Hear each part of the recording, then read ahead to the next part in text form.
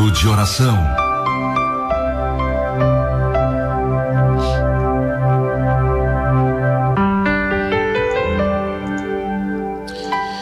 Queridos, antes de orarmos, vamos a uma reflexão da palavra de Deus. E como sempre dizemos, né, a palavra de Deus que é alimento para nossa alma, que nos revigora, que nos traz o sustento, e nós necessitamos da palavra de Deus. No livro do pregador, no livro de Eclesiastes, o autor é o rei Salomão, né, que se autodenomina pregador, aquele que fala, aquele que ensina, aquele que exorta, filho do rei Davi, em Jerusalém.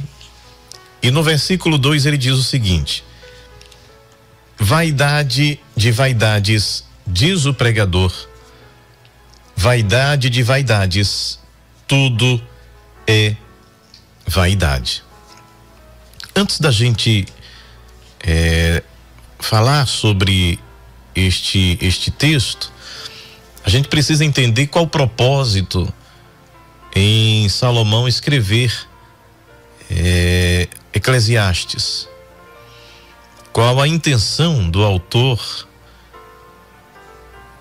e qual a mensagem que ele deseja passar aos leitores, quais ensinamentos, né?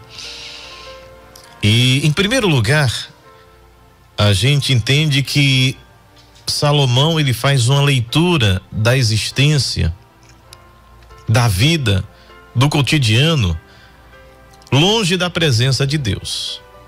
Ele faz uma separação nesse existencialismo de como seria e de como é a vida longe de Deus. Tira Deus do existir e analisa o que é que sobra.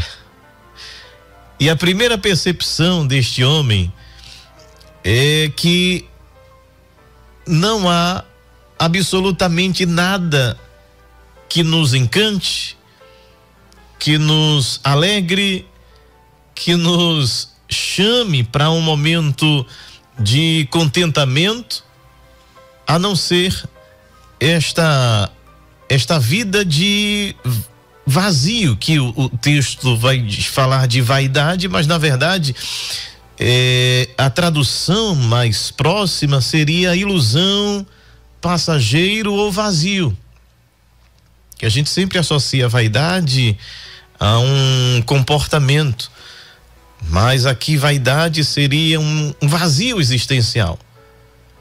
E é justamente essa visão do pregador nos mostrando quanto é vazia a vida sem Deus. Você pode estar no Éden, você pode estar no lugar mais paradisíaco, mais belo, mais sublime, mas se Deus não está presente, a vida perde o significado. Veja, ele continua dizendo: na minha opinião é tudo ilusão, é tudo passageiro. Entenda que ele está falando e trazendo aqui um ensinamento, colocando Deus fora da existência. E é uma visão da vida, da existência, que alguns filósofos, por exemplo, também trazem e trouxeram quando começam a analisar a vida, quando começam a analisar a existência e perceber que parece que a vida não faz muito sentido, parece que a vida não tem um significado, porque o que dizem esses filósofos, né, que são bem deprimentes quando você começa a ler suas obras, ele diz: qual a importância e qual o significado da vida, de você vir a este mundo, aí você vem para um mundo de sofrimento, um mundo de dor, de estresse, e você trabalha,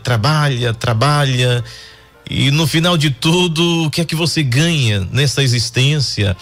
Ou você que amealhou durante toda a vida riqueza, bens, e você morre, esses bens são divididos e passa a fazer parte de uma briga, de uma guerra pela herança. Parece não fazer muito sentido a existência. E pensando por este lado, por este prisma, eles têm razão. Porque eles olham para a vida longe de Deus.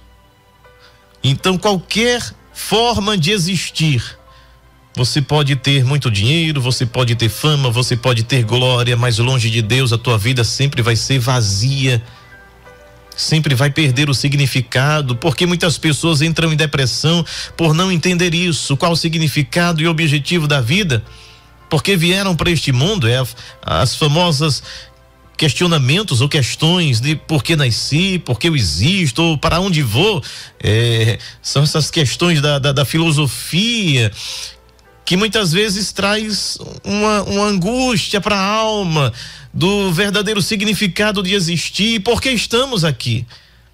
É porque este é o olhar humano, superficial, sem Deus, distante de Deus, de uma sociedade que muito mais se distancia de Deus. A cada momento, a cada segundo, estão se distanciando mais de Deus, e a vida vai perdendo o sentido, o significado, o colorido da vida vai se perdendo. A gente parece que vai voltando ao mundo dos filmes preto e branco, tudo perde o colorido e o sentido longe de Deus. E é por isso que o pregador diz: uma geração vai e outra vem. Antes ele diz assim: que proveito tem o homem de todo o seu trabalho que faz debaixo do sol? Começa a analisar o nosso trabalho, a nossa luta, a nossa labuta diária. Qual o significado disso? Para que isso? E ele continua dizendo: uma geração vai e outra geração vem, e a terra permanece sempre. Ou seja, parece a coisa muito monótona na existência, do trabalhar, de buscar o alimento diário, né, os compromissos. Ele diz: a vida vai ficando muito chata. Ele diz: nasce o sol e se põe o sol e apressa-se e volta ao seu lugar de onde nasceu. Esse ciclo dos circuitos dos planetas. Ele diz: olha, tudo é muito mecânico e tudo vai ficando muito, muito cansativo. A alma humana, longe de Deus, até contemplando a natureza, ela sente-se vazia, sem sentido, porque não há nada mais belo do que a gente contemplar a natureza. Só que quando a gente contempla a natureza, o mar, a floresta, as estrelas, a gente contempla com um olhar de gratidão por aquele que tudo fez, que tudo criou, e tudo ganha significado. Só que longe de Deus tudo isso é muito enfadonho. Veja a visão de Salomão. Ele diz: o sol nasce, o sol se põe, apressa-se, volta ao seu lugar de onde nasceu. O vento vai para o sul, faz o seu giro para o norte, continuamente vai girando, girando e volta fazendo os seus circuitos. Os rios vão para o mar e contudo o mar não se enche. Ao lugar para onde os rios vão, para ali tornam eles a correr. Ele vai dizendo: é um ciclo, é cansativo, é enfadonho, a vida é realmente muito chata. É chato existir. É essa visão do homem natural, esta visão do homem terreno, do homem carnal, que está longe do seu Criador. E ele diz: todas as coisas são trabalhosas, tudo extremamente fastidioso, cansativo. Os olhos não se fartam de ver e os ouvidos, nem os ouvidos se enchem de ouvir. Aí ele diz aquele famoso versículo que a gente sempre cita, né? O que foi, isso é o que há de ser. E o que se fez, isso se fará, de modo que nada há de novo debaixo do sol. Nada que está acontecendo hoje é novidade, só muda a roupagem, só muda os seus contornos, mas é sempre a mesma história. Os problemas da vida humana sempre são os mesmos. Os problemas que houveram lá no tempo de Adão, no tempo de Noé, são os mesmos de hoje com novas roupagens. O mundo é sempre o mesmo, essa roda girando e sempre indo e voltando ao mesmo lugar. Nada mais cansativo do que isso. Nada mais enfadonho do que isso. E ele diz no versículo 10, há alguma coisa do que se possa dizer, vê, isto é novo. Ele diz, já foi nos séculos passados que foram antes de nós. Nem tais novidades se torna, nem que seja um resquício de alegria na nossa alma, porque tudo já foi, tudo é uma repetição. Veja como tudo é muito cansativo se Deus não faz parte da existência. Veja como a vida é insuportável se Deus não faz parte do nosso existir, do nosso viver, do nosso pensar. Tudo se torna muito, muito, muito extremamente cansativo. E ele diz, já não há lembrança das coisas que precederam e das coisas que hão de ser também delas, não haverá lembrança entre os que hão de vir depois. O que é que ele está dizendo aqui? O que eu faço hoje, as gerações futuras nem vão se lembrar de quem eu sou. Quando a gente para pensar, quem foi seu bisavô, seu tataravô? Você sabe o nome do seu tataravô? Sabe decorado? Não sabe, porque já foi. Já passou as obras dos grandes homens, homens bons, enfim, tudo passou. Daqui a 100 anos, os nossos descendentes nem lembrarão de nós. E ele diz, é esse ciclo, isso faz parte da vida e do existir. E ele diz, eu, Salomão, pregador, fui rei sobre Israel. E eu agora apliquei o meu coração a esquadrinhar e a informar-me com sabedoria de tudo quanto sucede debaixo do céu. E ele diz, esta enfadonha ocupação. Veja que o olhar dele é de cansaço, é de enfado, que a vida é cansativa, que a vida é chata de viver, porque o seu olhar é um olhar daquele que está longe de Deus. Ele diz, atentei para as obras que se fazem debaixo do sol, mas tudo continuava um vazio, uma vaidade, uma aflição de espírito. Ele diz, tudo é loucura, é andar atrás do vento. Não adianta, se você está longe de Deus, não adianta o construir, não adianta o nome, não adianta a fama, não adianta a sabedoria, não adianta a riqueza, não adianta o acúmulo de bens. Se está longe de Deus, nada tem significado de existir. Tudo se torna vazio longe de Deus. O teólogo disse, todo homem tem um vazio do tamanho de Deus. E qual é o tamanho de Deus? Eu não sei o tamanho de Deus. Portanto, só Deus pode preencher o vazio da alma humana. Esta lacuna que desesperadamente os homens tentam preencher, mas não conseguem.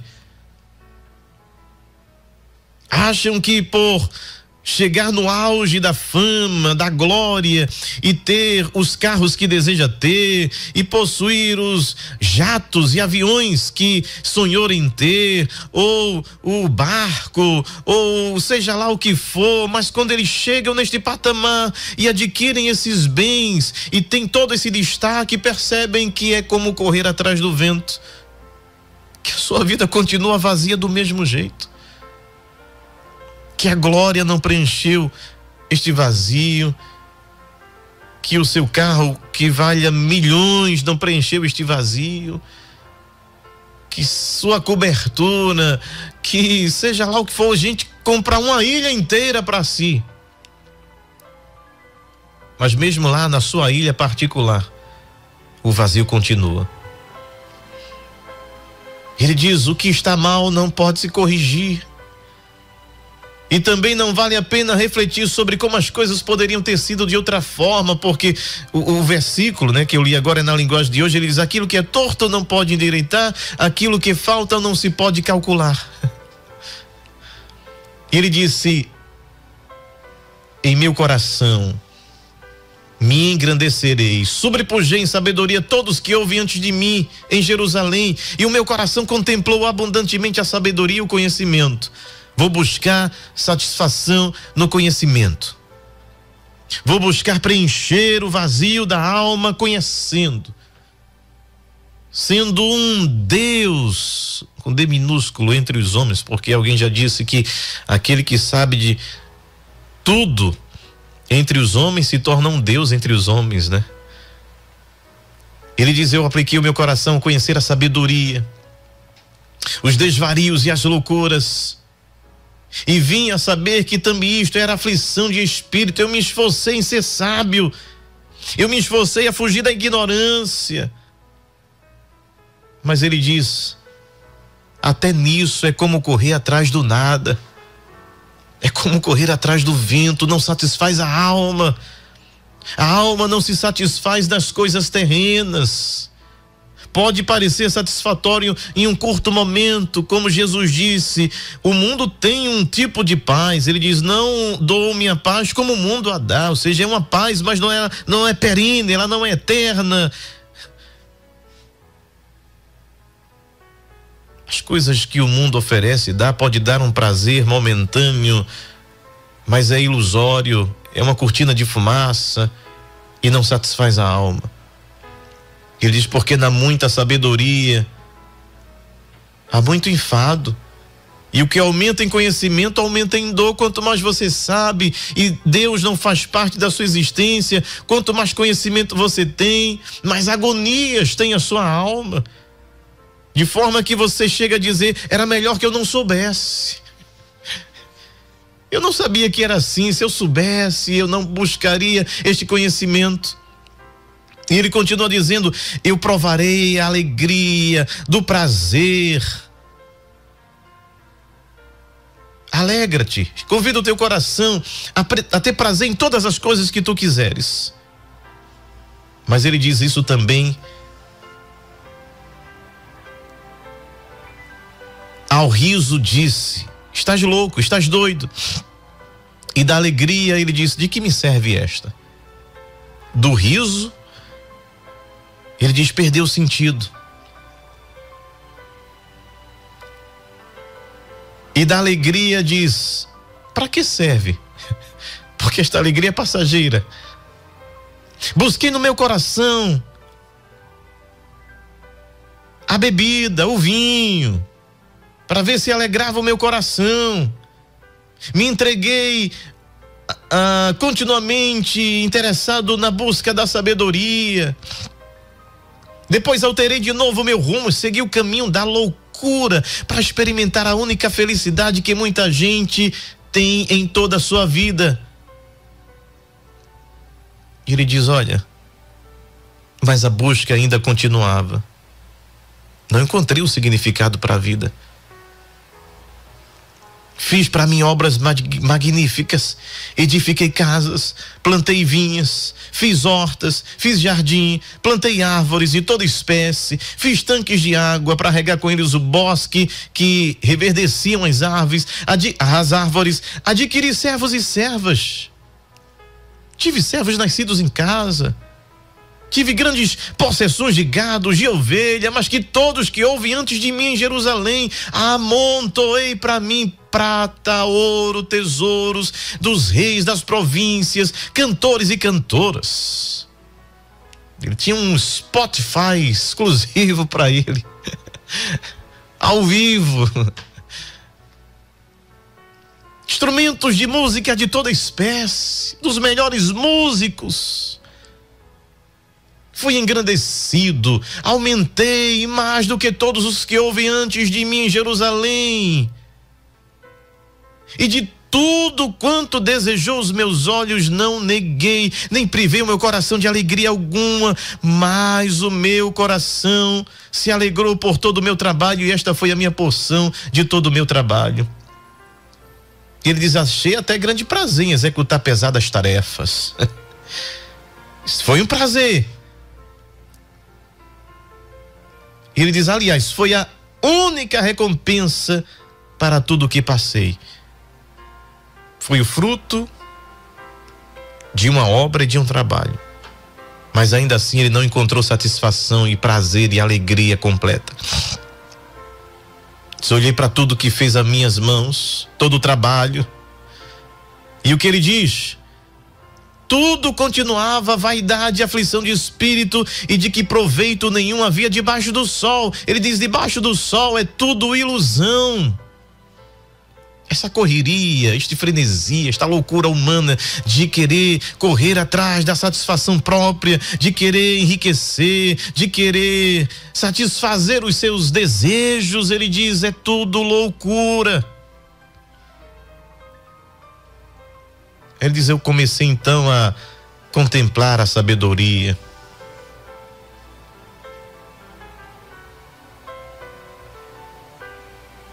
E ele continua a sua busca. O nosso tempo já não nos permite mais.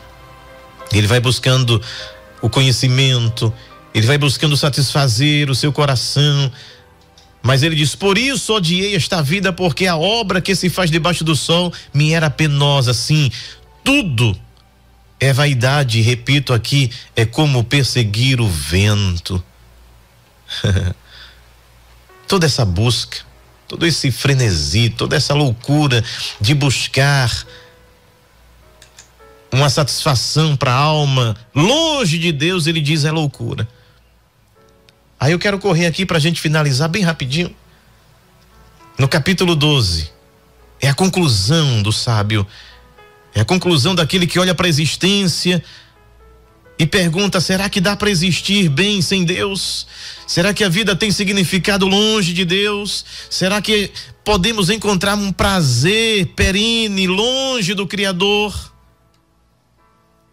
Aí qual é a conclusão do pregador? Qual é a conclusão do sábio? No versículo 1 diz: lembra-te do teu Criador. Não dá para existir sem o Criador. A vida não faz sentido longe do Criador. A vida não ganha colorido longe do Criador. A vida não ganha sabor longe do Criador. Ele diz: antes que venham os dias maus, antes que venham os dias difíceis, e você venha dizer: não tenho prazer na vida, lembra-te dele agora.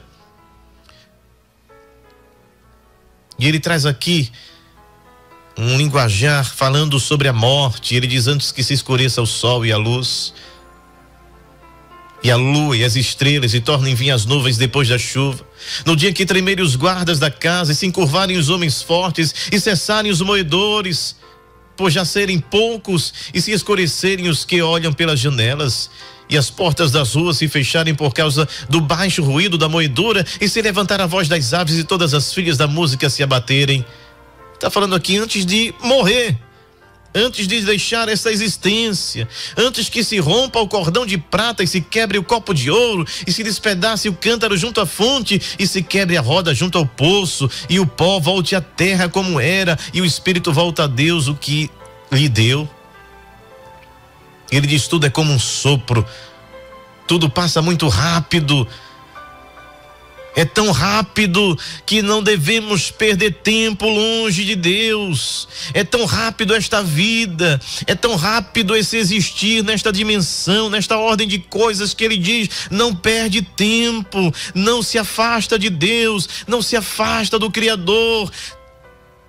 Lembra-te dele agora, antes que venham os maus dias. E ele diz, versículo 13, esta é a minha conclusão final. Depois de todo este olhar para a vida longe de Deus e vendo que nada tem sentido longe dele, ele diz: de tudo que se tem ouvido teme a Deus, guarda os seus mandamentos, porque isto é o dever de todo homem. Porque Deus há de trazer juízo toda obra, e até tudo que está encoberto, quer seja bom, quer seja mal, vem o juízo. A finalidade de Eclesiastes é mostrar que a vida longe de Deus não faz sentido. Por mais sucesso que o homem tenha, ela se torna vazia longe de Deus. E no fim ele diz: teme ao Senhor, pense no Senhor, busque o seu Criador, tema a Deus, se aproxime de Deus, porque haverá um dia em que ele há de julgar as obras dos homens. Este é o sentido de existir, este é o sentido de viver, esse é o sentido de estar neste mundo. Ele diz: tema ao Senhor e cumpra os seus mandamentos, porque haverá um dia em que estaremos diante do trono do Senhor para sermos julgados. Amém, amém e amém. Pai querido, Pai amado, te louvamos pela tua palavra e sabemos que sem ti nada somos, sem ti nada podemos, e a vida sem ti é vazia, é loucura, é vaidade, mas que ela possa ser cada dia mais preenchida pela tua presença, pelo gozo da tua paz e da salvação. Continua, Senhor, abençoando cada lar, cada vida, as famílias, aqueles que estão com depressão, com ansiedade, com medo dessa existência, com medo de existir, que possam se aproximar de ti e que sua vida a partir de hoje ganhe um significado, um novo recomeço. Continua abençoando cada lar, cada vida. Continua abençoando esta programação, que tudo seja para a tua honra, para a tua glória e para o teu louvor, em nome de Jesus. Amém.